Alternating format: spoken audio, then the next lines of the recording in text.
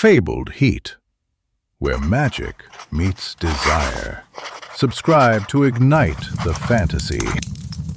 The rain was a relentless curtain, each drop a tiny, icy finger tracing the lines of my face. It slicked the cobblestones of the cathedral district, turning the narrow streets into shimmering, black mirrors reflecting the gaslight's feeble glow.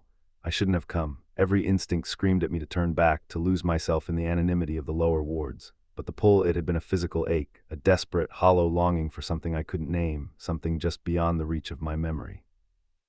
A hope, fragile and foolish, that I might find a piece of myself lost to the fog of years. The air tasted of frost and old iron, a metallic tang that clung to the back of my throat. It wasn't unpleasant exactly, but it stirred a primal awareness within me, a sense of being watched, of being hunted asterisk. My fingers tightened around the worn leather strap of my satchel, the only tangible link to the life I thought I knew, a life that felt increasingly like a dream. Then his voice, a low rasp like velvet stretched over steel, that resonated not just in my ears but deep within my bones.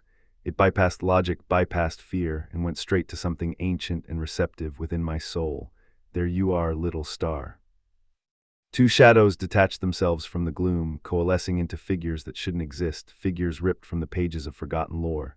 Lysander. He moved with a predatory grace that was both terrifying and captivating. His eyes, the color of a stormy twilight, burned into mine, assessing, claiming. They weren't cruel, not exactly, more possessive, a slow, deliberate hunger. Kale leaned against a crumbling pillar, the stone seeming to mold around his form as if acknowledging his inherent power. A slow, knowing smile played on his lips, a curve of amusement and something else, anticipation. He didn't need to move, didn't need to speak.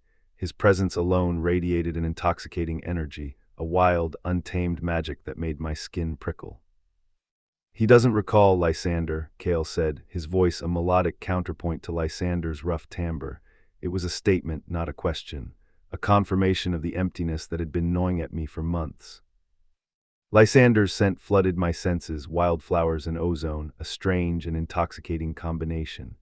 It was the scent of a summer storm, of untamed wilderness, of something utterly other asterisk. His fingertip, cool and impossibly smooth, traced the line of my throat, sending a shiver down my spine. It wasn't a threatening gesture, but a claiming one, a brand. Oh, but the soul remembers, Kale.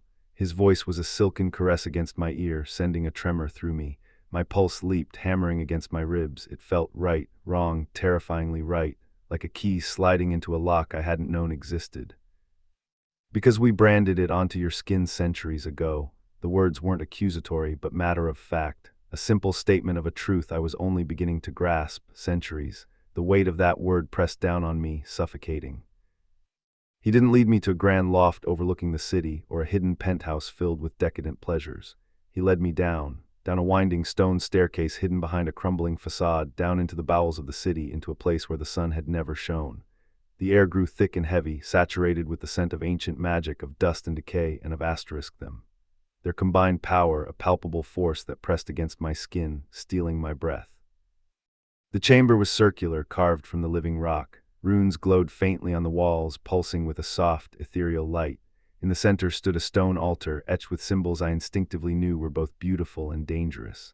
The silver locket, a simple oval hanging on a delicate chain, felt cool against my skin, a familiar comfort. But now it pulsed with a painful heat, a phantom echo of a life I barely remembered. Fragments flickered at the edge of my awareness, a sun-drenched garden, a laughing face, a promise whispered in the dark. Lysander's voice, a silken caress against my ear. Your name was Aiden once. The name felt distant, foreign, and yet a flicker of recognition sparked within me, a faint echo of a self I had lost. Kale's hand found the small of my back, his touch warm and possessive, drawing me closer until I could feel the heat radiating from his body.